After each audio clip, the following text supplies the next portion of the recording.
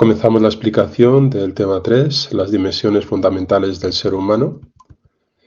Son las características que de alguna forma definen nuestro ser, entre ellas lo que llamamos la autoconciencia, autoconocimiento, reflexión, el sentido comunicativo, el lenguaje, la dimensión personal, social, política, la corporalidad, la naturaleza moral, la historia, incluso la apertura a la trascendencia.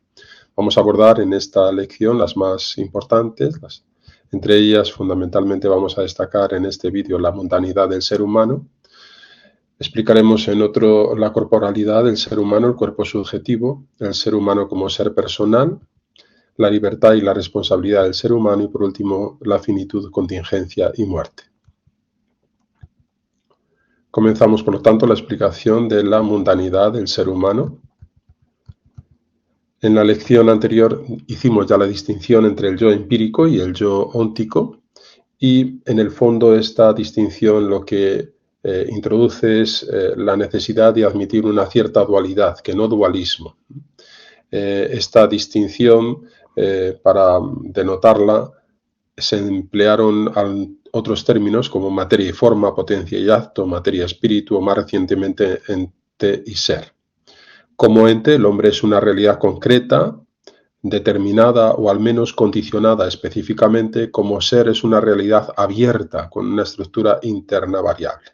¿Veis la diferencia entre ser, la consideración física, la consideración metafísica, conocimiento dóxico, conocimiento epistémico? En esta dualidad, repito que no es un dualismo, comprendemos lo que vamos a definir como la mundanidad del ser humano.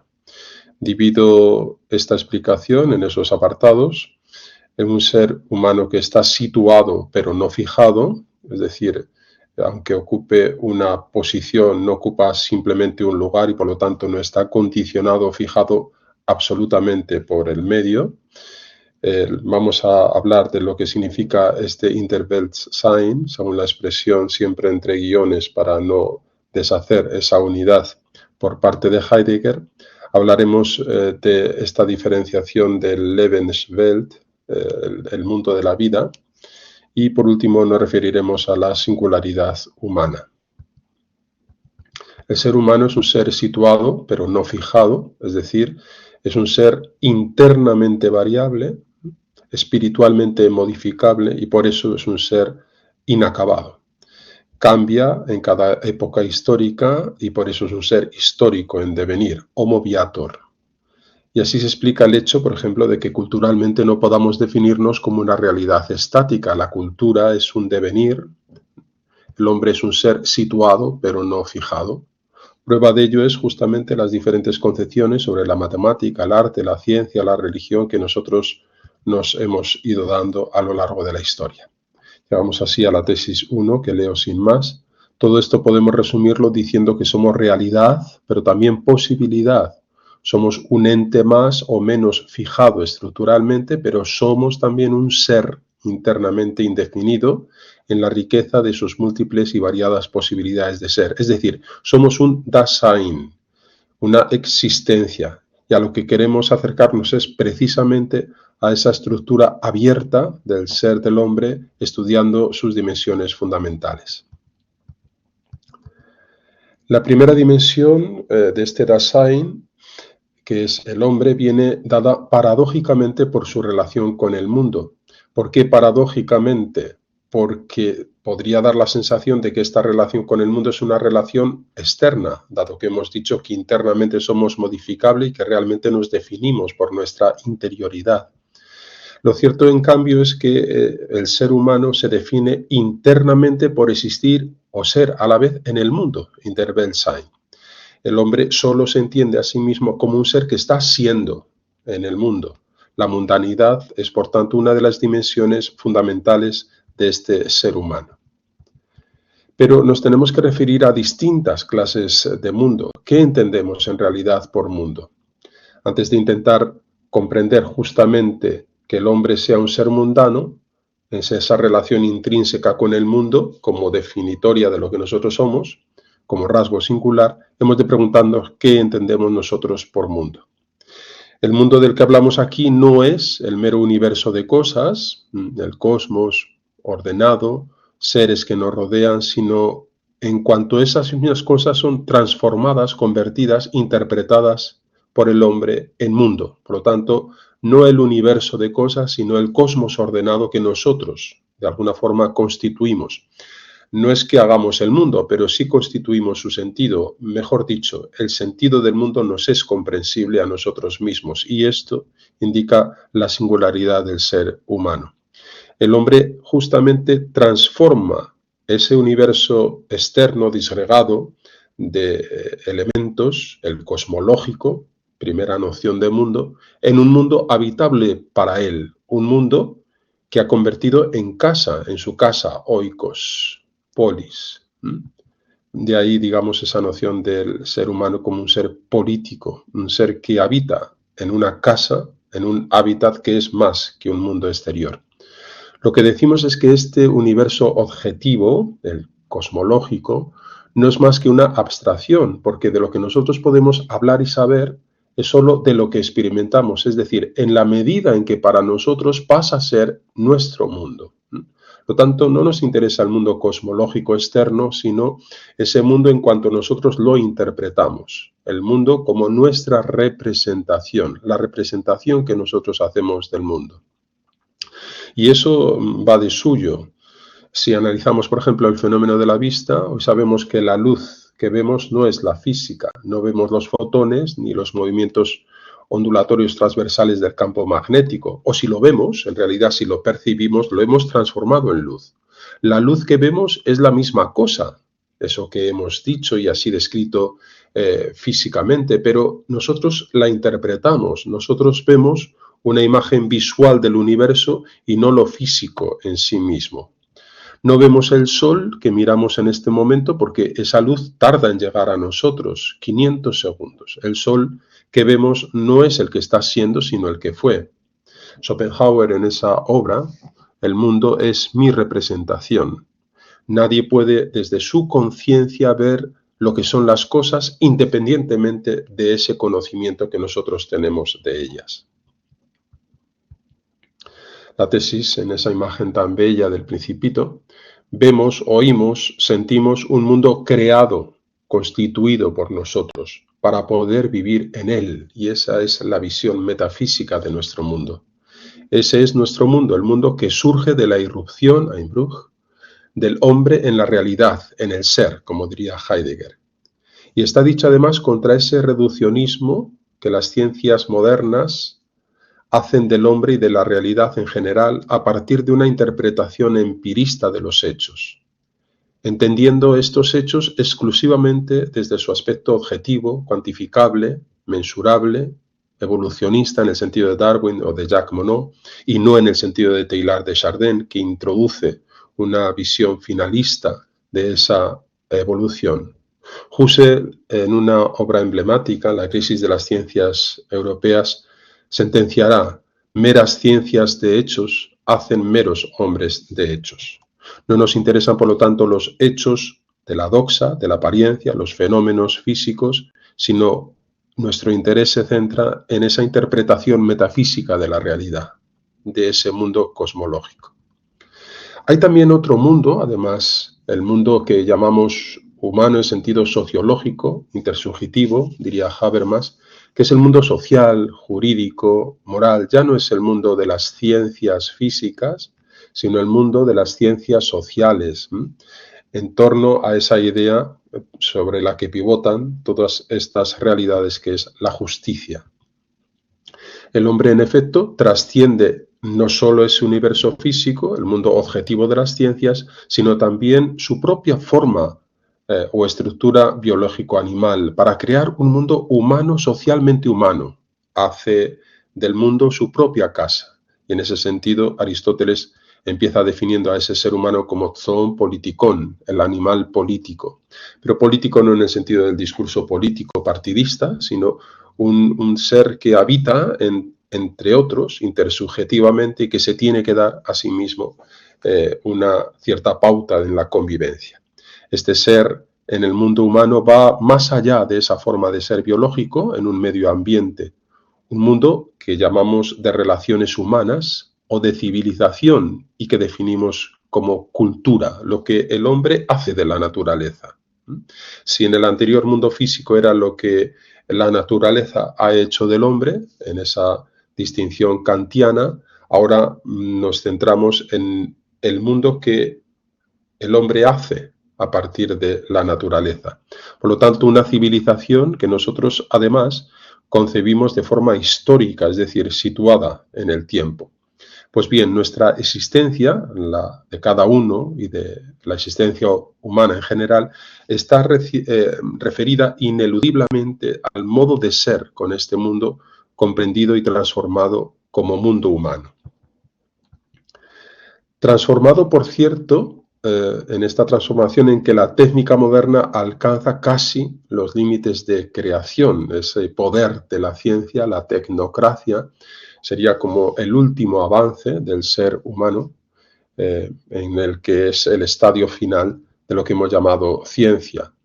¿Hasta qué punto nosotros somos ya un producto de nuestra técnica? Es algo que Heidegger se interrogó, es decir, algo en esa expresión que lo utiliza Gestell, algo opuesto, dejamos de ser disponibles para nosotros mismos en un grado de autonomía muy limitado para estar dispuestos, ¿no?, por el dominio de esa fuerza hegemónica que nosotros mismos nos hemos producido.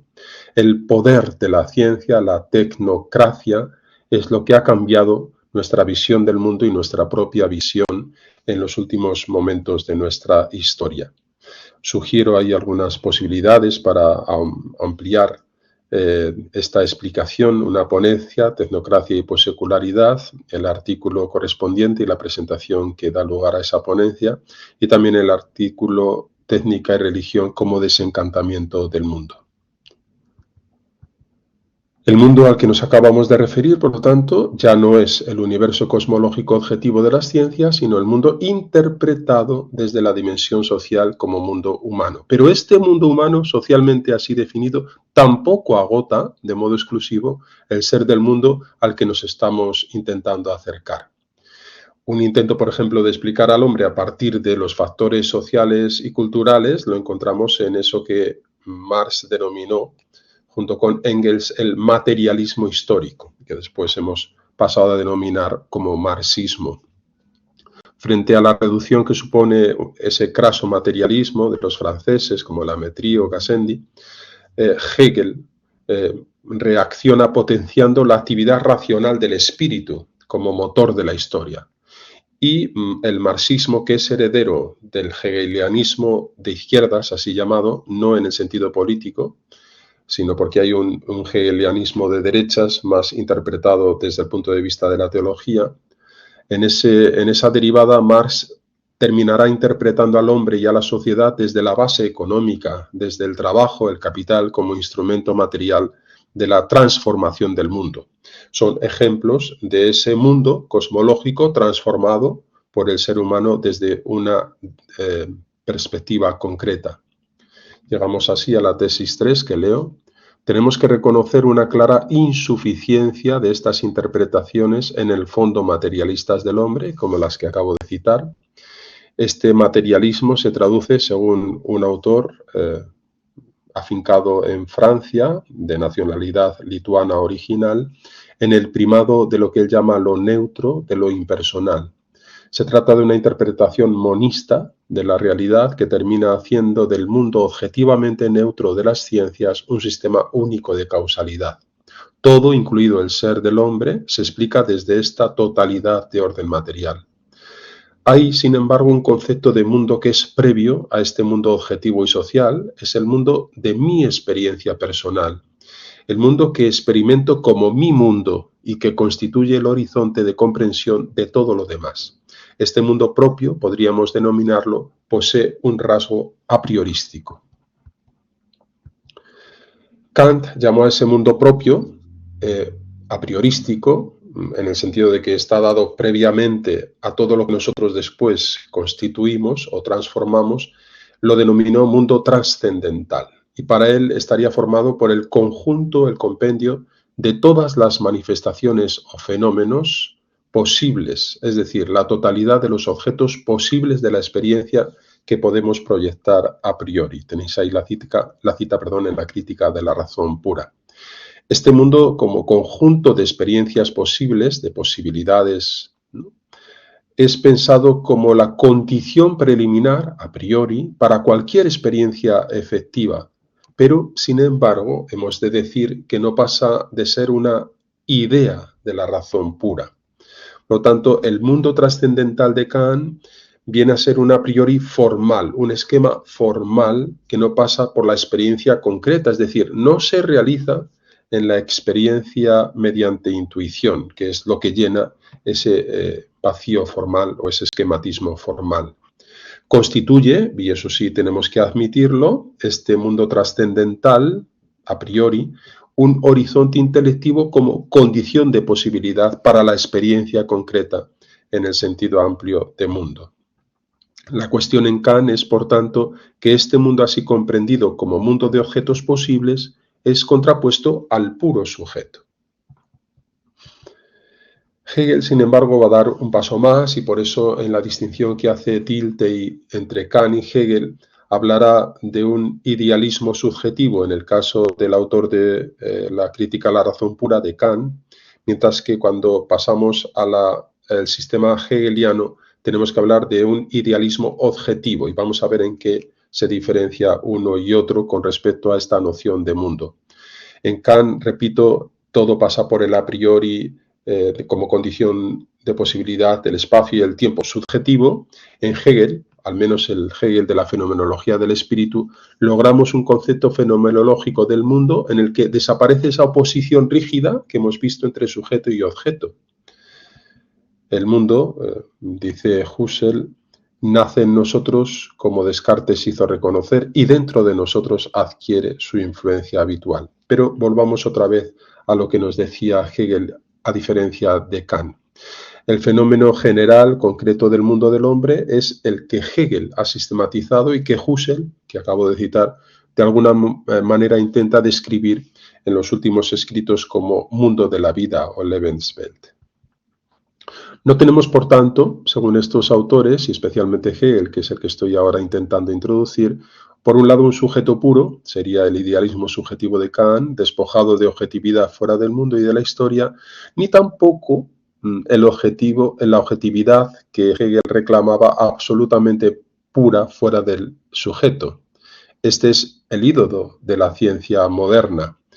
Hay una mutua correlación, dice Husserl, intencional, un mutuo condicionamiento. Por lo tanto, de lo que se trata aquí es de introducir la fenomenología de Husserl como un intento de socavar esos reduccionismos subjetivo y objetivo. Husserl, en esta noción heredada de Brentano de la intencionalidad, la intentio, pone en correlación, en mutua correlación, objeto y sujeto. Y este modo de ser es el que Heidegger hablará como mundo a priorístico para nuestra existencia. Es el que lo constituye ontológicamente y que se define, según él, como un estar siendo en el mundo, un In-der-Welt-Sein. Mundo ahora, por lo tanto, en esta nueva comprensión, ya no cosmológica, ni siquiera en el sentido del universo cultural que nosotros interpretamos o constituimos, sino el mundo personal como la totalidad de las posibilidades de ser que se le dan como futuro posible. Entonces, como proyecto, el mundo como proyecto en el que yo debo insertarme. Llegamos así a la tesis 1.4. Estamos hablando de un mundo propio, en el sentido de apropiado, de personal, el mundo de mi experiencia, que sería la totalidad de nuestro espacio vital y de nuestro horizonte intelectivo concreto, la esfera personal. A veces los fenomenólogos se expresan de esta forma. Un horizonte previo y general que condiciona, condición de posibilidad, ese otro mundo objetivo de la investigación de las ciencias. Ese es el fenómeno del mundo del hombre que le interesa investigar a la antropología filosófica, porque este mundo del hombre, el mundo personal, el mundo propio, constituye una de sus dimensiones fundamentales para la comprensión fundamental del ser humano. Un mundo que no solo se refiere a las posibilidades, proyectos, contra Heidegger, sino sobre todo a su realización efectiva, actual. Los alemanes tienen una diferenciación en los términos, la Wirklichkeit, ¿no? La realidad efectiva, el mundo tal y como lo comprendemos y actuamos en él. En resumen, el mundo tal como lo experimentamos personalmente. Y cuando hablamos aquí de experiencia, Erfahrung, nos referimos a un sentido amplio más allá de la experiencia sensible, que digamos, introducía Kant, para hablar de la experiencia humana general, incluyendo también las experiencias del espíritu de las que Hegel hacía mención. Si llegamos así al mundo de la vida, Lebenswelt. Mundo, por tanto, en sentido de la experiencia humana vital propia. Mundo como totalidad real, en la que el hombre se experimenta también como un ser entre otros seres y por tanto ante la totalidad también de una realidad humana. El mundo como un todo. Mundo abierto posiblemente al poder de lo real, como expresa Zubiri, relegado al todo de la trascendencia como fundamento en su expresión último, posibilitante e impelente. La experiencia humana en su totalidad surge pues como algo más que el conjunto de impresiones sensibles, en el modo de Hume y de la ciencia, percepciones, más que como mero horizonte de comprensión y de posibilidades a priori, esquematismo formal kantiano, más que el mero lenguaje como realidad religante socialmente, en toda la teoría comunicativa, incluso de Habermas, es el mundo en el que yo me voy a insistir, el mundo que interpreto y me apropio activamente en mi experiencia. Una experiencia que es toma de posición, valoración del mismo, ejercido desde mi libertad y desde mi actuación real y concreta. Este mundo propio tiene esas tres elementos o características con las que vamos a ir terminando. Uno de ellos es obviamente el de la localización o situación espacio-temporal.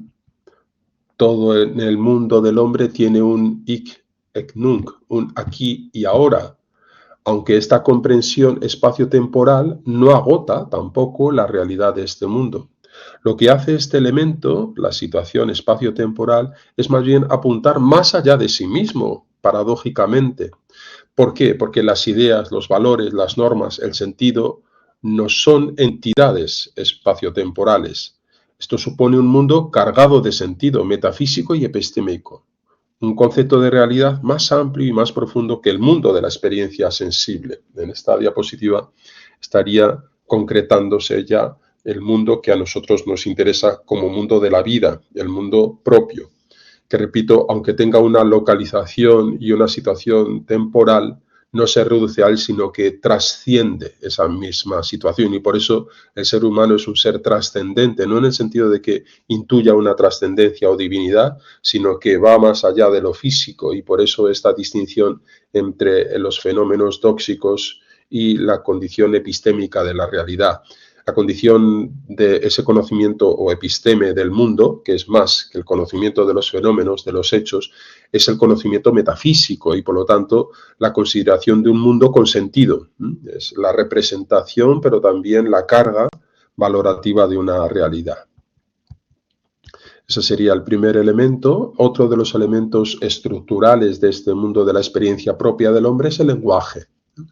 En realidad, el lenguaje es un fenómeno derivado, no constituyente, pero lo primero es esa experiencia del mundo, es el encuentro con los otros hombres, con mi realidad total humana, con la realidad total en su integridad, en el cosmos ordenado que el hombre recibe, pero es justamente el lenguaje el que nos abre a nuevos modos de comprender este mundo y mi realidad en la realidad. Entendamos esto.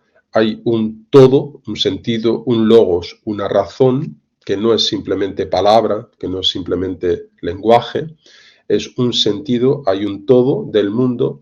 El ser humano es ese microcosmos que es capaz de comprender, ¿no? Es el comprensor del ser, dirá Heidegger, es el que comprende ese mundo. Justamente hay mundo porque hay hombre. Es decir, no es que el hombre ponga ni construya el mundo, sino que el mundo como todo solamente se le da al hombre. Es el sentido que el ser humano es capaz de acceder. él mismo queda también comprendido como un todo. El mismo ser humano, al comprender en la realidad de todo, se constituye a sí mismo también con un todo, con sentido, como una razón también, aunque digamos en relación a la razón absoluta que llamamos todo. Y el lenguaje es esa forma de expresar, esa cosmovisión, que es a la que nos estamos refiriendo. No tenemos ninguna comprensión del mundo sin lenguaje, y lenguaje, repito, no es solamente la articulación verbal, sino esa forma de comprender el sentido del todo, es decir, el logos de la totalidad del mundo. Esta mediación lingüística, ¿no?, la mediación, herramienta del lenguaje para la comprensión del mundo, hace por otra parte que esta misma comprensión dependa y quede determinada por la misma característica. Implica, de alguna forma, una limitación al tiempo y al lugar, al elemento histórico de la comprensión. La historia marca, en definitiva, nuestra experiencia del mundo y la determina, y este sería otra de las características o elementos de este mundo como mundo propio. Hemos citado la situación, es decir, el espacio y el tiempo, aunque en la trascendencia metafísica, y por lo tanto no el anclaje fijado en las determinadas o las coordenadas físicas, la superación, por lo tanto, del mundo físico en una consideración metafísica de este mundo, por lo tanto el ser humano como un ser abierto, no fijado, situado pero no fijado, es la primera característica. El lenguaje en cuanto logos de sentido, segunda, y la tercera, la consideración histórica, el ser humano como un ser en la historia. En realidad todos esos elementos, vuelvo a repetirlo, la condición espaciotemporal ya en su dirección metafísica, lenguaje e historia, se condicionan mutuamente y quedan referidos a otro elemento decisivo, la visión, la valoración que nosotros tenemos del mundo. Más que una imagen del mundo, Weltbild, más que la síntesis de nuestros conocimientos positivos, hablamos de una Weltanschauung, una intuición, una concepción intelectiva, valorativa del mundo y del hombre. Nosotros traducimos esa expresión como cosmovisión. La visión de la totalidad del hombre y del mundo en su mutua conexión, en la expresión de Hölderlin. El hombre se coloca ante el mundo como intérprete o como hermeneuta del mismo, con una postura valorativa y crítica ante él. La visión religiosa, filosófica, la misma antropología filosófica, contiene elementos de esa cosmovisión que el hombre propone. Y llegamos así a la tesis 1.5. Con ello estamos describiendo un mundo que no se limita a ser un puro esquema lógico, previo o a priori, ni un mundo fijado o constituido estáticamente. Hablamos de un mundo del hombre como un mundo que es asumido también a posteriori, es decir, en el que la experiencia influye retroactivamente en la concepción que de él tenemos. Un mundo, por tanto, en el que se interviene activamente por medio de la realización de la propia experiencia, del propio punto de vista, la posición personal. Un mundo, en definitiva, abierto, dinámicamente en proceso, y en el cual el hombre se desarrolla activamente en cuanto tal. Un mundo como realidad en el ser, en el que el hombre se realiza en mutua conexión. El hombre como animal de realidades, según la acertada definición de Zubiri. Hablamos por último de la singularidad humana, el concepto de apertura al mundo que Scheler y Gehlen han introducido. Cuando se refiere al hombre, se caracteriza en principio por su contraste con la mera vinculación al entorno. Los alemanes introducen esta expresión Welt, mundo, y Umwelt, entorno. Nosotros no tenemos una comprensión terminológica más adecuada, pero es suficiente para entender que nosotros no solamente habitamos el mundo propio del entorno, un medio vital, sino que tenemos una posición en el mundo. La conducta del hombre difiere de la del animal fundamentalmente por este carácter de apertura o de trascendencia, es decir, va más allá del entorno, un Welt, en el que le ha tocado vivir. La libertad, justamente frente al medio, esa posibilidad de situarse frente a la realidad que le viene dada, en no quedar determinado ni fijado, es lo que nosotros consideramos como la condición de apertura al mundo. No pretendemos ahora entender la conducta animal, sino tan solo destacar la peculiaridad, la singularidad de la conducta o de la condición humana. El hombre está situado en un plano distinto del animal, por eso no es posible ninguna comparación, ni siquiera a nivel biológico. Pues incluso las deficiencias que claramente observamos en el hombre, desde el punto de vista biológico, Gehlen habla de ese déficit, ¿no?, deben ser comprendidas siempre a la luz de la autonomía del ser humano, como ya hemos dicho en alguna ocasión. Hablamos de esas tres leyes, ¿no?, como modo de representación de lo que es el ser humano. Esta falta de fijación, de finalización biológica, ese déficit, ¿no?, le hace apto para la apertura y el progreso. Por lo tanto, no es sin más una rémora, sino más bien una condición de posibilidad. También, incluso desde el lado de la animalidad, es el hombre un ser peculiar, singular, sin tener que recurrir, como muchas veces tenemos la tentación, a mostrar la distinción desde el lado espiritual o racional, ¿no? El ser humano es un animal diferente. Ya en lo biológico encontramos una diferencia radical entre hombre y animal. En definitiva, el hombre, por su manifiesta inmadurez natural, es el animal no fijado, como decía Nietzsche, y por ello no es animal. El hombre es fundamentalmente aquello que él mismo se hace a sí mismo.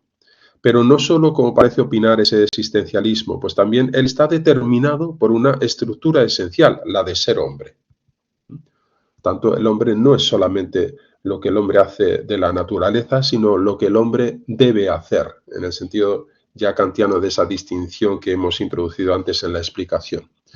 Y llegamos ya así a la tesis 1.6, donde se recogen esas tres leyes de la recurrencia, que son expresiones paradójicas, como vamos a tener oportunidad de explicar, la capacidad de distanciamiento originario, de apertura respecto a las cosas, y asimismo marca ese rasgo fundamental de la conducta del hombre como ser abierto al mundo. Abierto al mundo. Un mundo a la vez y precisamente por la apertura del ser humano abierto también. Plessner formuló esas tres leyes antropológicas fundamentales al final de su obra sobre los niveles del orgánico y el hombre. La primera ley es la ley de la artificialidad natural. Fijaos que los dos términos son contrapuestos, artificialidad y natural, por la que el hombre debe tomar el rodeo a través de las cosas artificiales para poder vivir naturalmente. Dicho de otra manera, el hombre necesita configurar una cultura desde la naturaleza. La ley de la inmediatez mediada, fijaos también en esa contraposición paradójica, contrapuesta, inmediatez y mediación, conlleva que el hombre esté orientado hacia la inmediatez de lo dado, de los fenómenos que no son dados, objetivos, pero también la necesidad de interpretar, manipular, disponer lo dado a través del conocimiento, del descubrimiento nuevo que termina por hacer un mundo humano. Y por último, la ley del puesto utópico, de nuevo la contraposición, puesto y utopo, sin lugar, sin puesto. Indica que ese distanciamiento, esa apertura del mundo, pero también esa posibilidad de enfrentarse al mundo, de la inmediatez, el hombre se experimenta a sí mismo y al mundo en su precariedad necesitada, por lo tanto contingente, necesitada de un fundamento absoluto que podemos llamar Dios, de una razón fundamental. En toda la vida humana habría un núcleo a priórico de religiosidad que es suficiente para demostrar la dimensión religiosa del ser humano. La inmediatez mediada, esta que hemos introducido antes, como ya dijera Hegel, no tiene la mediación fuera de sí, sino que lo es personalmente. En la realización de sí mismo, siempre mediada por lo otro, para llegar a sí mismo, el hombre mediatiza su mundo. Supone ciertamente la negación de la inmediatez como elemento negativo, deficiente, biológicamente, pero altamente positivo funcionalmente. El poder decir no de Scheler, el hombre como el ser que puede decir no a la realidad o a la inclinación estimúlica de las cosas, es el eterno Fausto nunca satisfecho con la realidad que le rodea, deseoso de romper los límites de la existencia, de abrir un boquete en el techo, decía Mircea Eliade. La inmediatez mediada no es otra cosa que la libertad radical del hombre, que es distanciamiento y soltura, resistencia y apertura. Libertad que es la condición para todo conocimiento espiritual del ente en su ser y sentido.